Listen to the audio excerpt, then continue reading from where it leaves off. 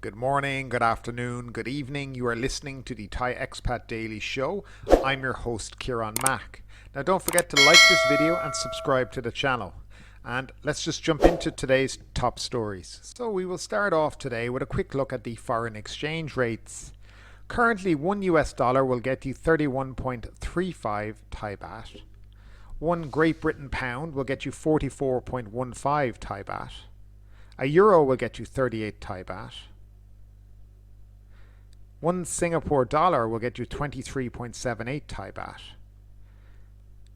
One Australian dollar will get you 24.41 Thai baht, and a New Zealand dollar will also get you 22.54. If you look down, there's a lot more currencies. Unfortunately, I can't go through them all.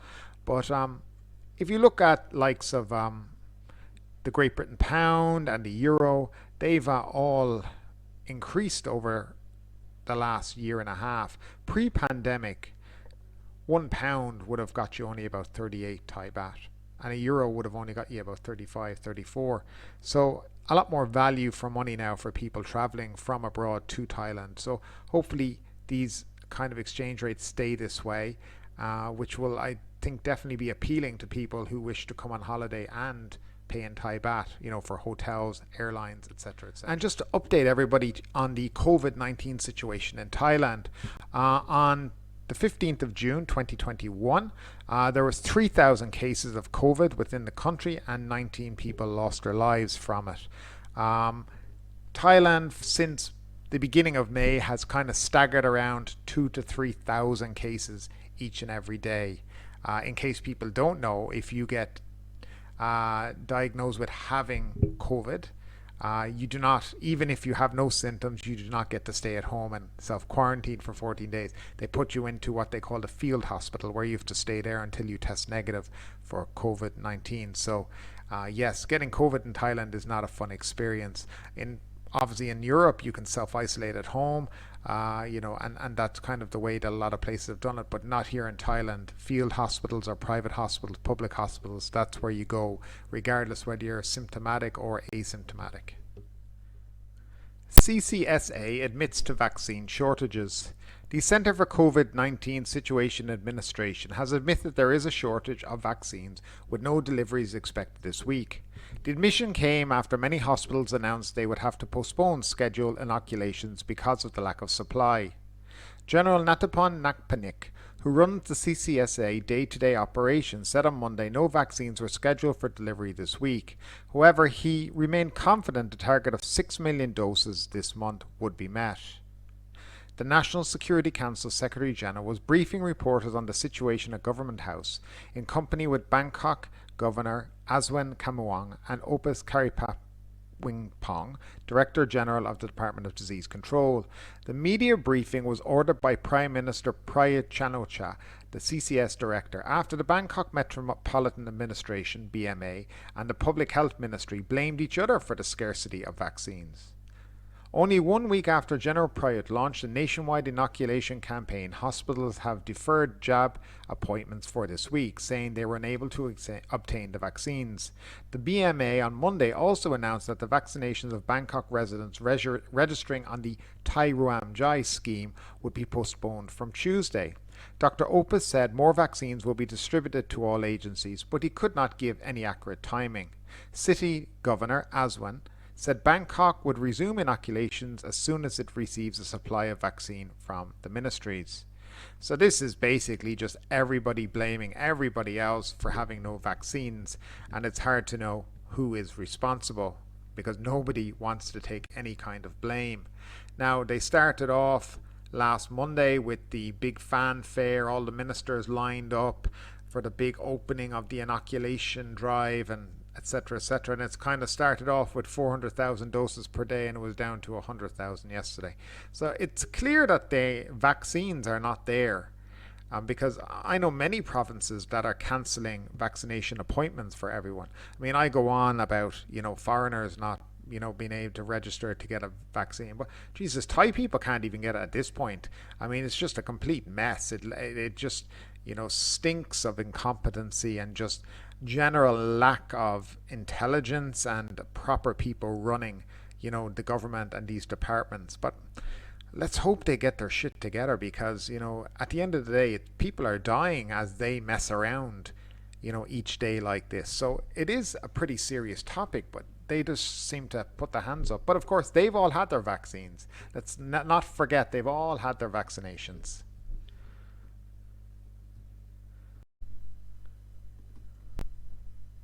Phuket's reopening proposal wins nod. The National Communicable Disease Committee, NCDC, yesterday gave conditional approval to the so-called Phuket Sandbox program to reopen the island for tourists. The Deputy Prime Minister and Public Health Minister said tourists would need to be fully vaccinated and could only arrive from certain countries.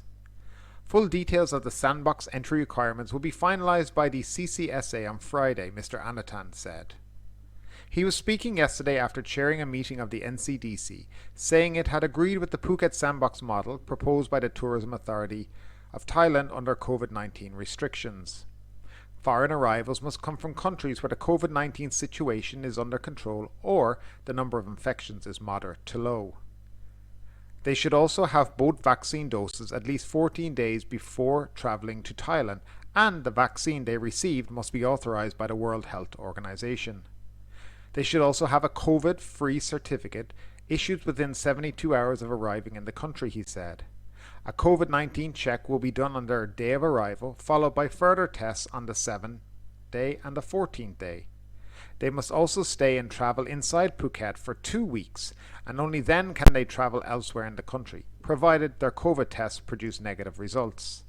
The CCSA will finally approve the proposal this Friday, including a decision to open for foreign tourists on July 1, said Mr. Anatan. Currently, 60% of the targeted population to get the vaccine in Phuket is already complete, with 330,000 people vaccinated. The province will reach its target later this month. The Phuket Sandbox model is the model the rest of the country is watching closely, because there are high hopes reopening the tourism industry there will revive the country's economic fortunes. So that is a quick article on the Phuket Sandbox model. This, in my opinion, will be one of the 4 rubber stamps needed to reopen.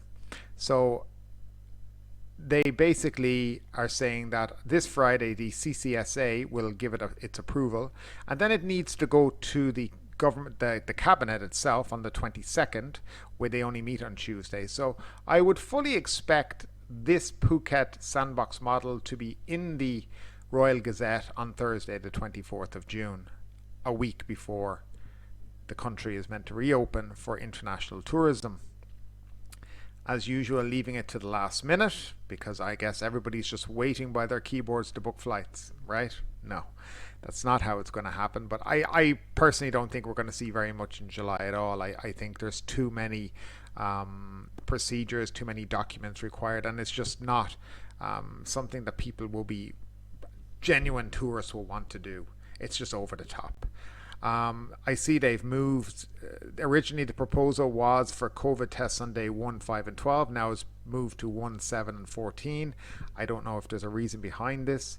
Is it science? Is it just pull some numbers out of a hat? Who knows? I certainly don't. Though I do know that there is some misinformation in this article. Now, it claims that 60% of the target population in Phuket have been vaccinated. That is not true. 28% of the population of Phuket have had both doses and are considered fully vaccinated. 60% figure is everyone who's had a shot or 2 shots. They're trying to be a little bit tricky with the numbers right now, because they need to reach 70% to be able to open. So basically, and then also you have to add in this fact, is that your body doesn't really start to produce the antibodies that are needed until 2 weeks after your second dose, which is generally Sinovac here.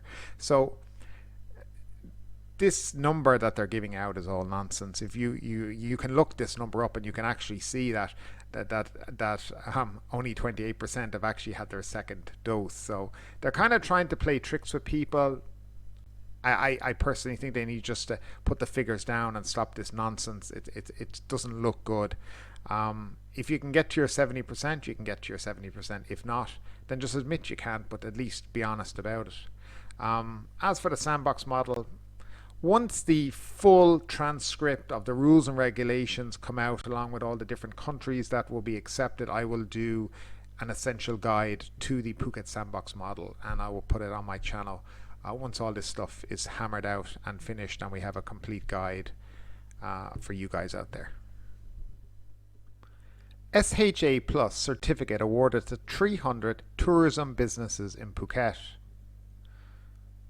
The Tourism Authority of Thailand recently presented the Amazing Thailand Safety and Health Administration Plus certificate to more than 300 tourism businesses in Phuket as the island is preparing to welcome back fully vaccinated visitors under the Phuket Sandbox model from July 1. The presentation of the SHA Plus logo by Ms. Tapani Kittipaibun, Tat, Deputy Governor of Tourism Products and Business, was held on the 12th of June in the presence of the Phuket Governor and other local dignitaries. Ms. Tapani said the SHA Plus standard symbolizes Phuket's readiness to reopen the island, with local stakeholders have worked together to create as part of the pilot scheme. The SHA logo certifies that venues and businesses have public health measures in place for COVID-19, while the Plus means and confirms that more than 70% of employees in the organization are fully vaccinated under the Phuket Must-Win vaccination program. Under the Phuket Sandbox model, foreign visitors will arrive from July 1 onwards will be required to book hotels which are SHA Plus certified for the first 14 days before being able to leave the province to other destinations in Thailand. Currently, there are 1,389 venues and businesses across Phuket who have received the Amazing Thailand SHA certificate, and of those, more than 300 are SHA Plus certified. The number is continuing to rise as all SHA certified businesses in Phuket, where at least 70% of the staff are inoculated, are encouraged to register for the SHA Plus certificate. Meanwhile, TAP, together with the Phuket Tourism Association, the Thai Hotel Association, and the Southern Digital Economy Promotion Agency, are currently developing a SHA Plus booking authentication system, SHAPA, to be used as a confirmation mechanism for visitors joining the Phuket Sandbox who have booked SHA Plus hotels. Under the Phuket Sandbox condition, visitors will be able to book their accommodation via an OTA, travel agency, or directly to the SHA Plus hotel under conditions of the Phuket Sandbox. Hotel reservation teams will be required to enter their guest booking into the SHAPA platform, which will generate an official confirmation number and a QR code. The SHAPA platform is linked with the existing Entry Thailand one-stop platform under integrated efforts by related government agencies to facilitate vaccinated international visitors. Under the supervision of the Ministry of Tourism Sports, the website entrythailand.co.th will be the website used for the Phuket Sandbox pilot project. So this basically is a story about the SHA Plus certification of 300 odd hotels, massage shops, restaurants, tour companies within Phuket who have received the SHA Plus. Now, as I told you before, SHA Plus means that 70% of the staff in the hotel are vaccinated. Now, I hope that 100% of the staff are vaccinated in these hotels, which makes a lot more sense if you're trying to promote Phuket as this kind of safe place to go for your holiday. Nevertheless, the booking system that they're talking about, basically, it doesn't impact you as a tourist. It just means you have to send an email or contact your hotel to get this code off them. You will need this code and reference number to apply for your certificate of entry to Thailand before you can travel. So that's why it's kind of important to you or to people who are traveling to Thailand in the next few months. Letting Bangkok eateries serve alcohol still iffy, says the CCSA. Restaurants in Bangkok may be allowed to resume selling alcohol if the Ministry of Public Health makes the proposal to the Centre for COVID-19 Situation Administration to consider, National Security Council Chief General Natapan Nakpanik said on Tuesday. General Natapan, as CCSA's Chief of Operations, was responding to a question on whether restaurants in Bangkok would be allowed to resume full service, including alcoholic drinks, after the BMA eased restrictions on 5 types of businesses from Monday. The 5 types of businesses that have been reopened include museums, tattoo shops and nail salons, beauty clinics, spas and massage shops for foot massage only, and public parks and botanical or floral gardens. General Natapon said the CCSA would consider letting restaurants resume serving alcohol if the Ministry of Public Health put it on the meeting agenda. He expected the ministry to come up with some proposals on Friday. So,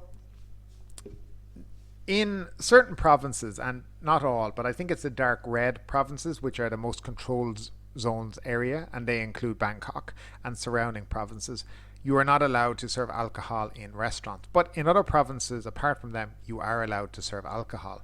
So basically, since the end of April, there's been no alcohol served in any restaurant in Bangkok.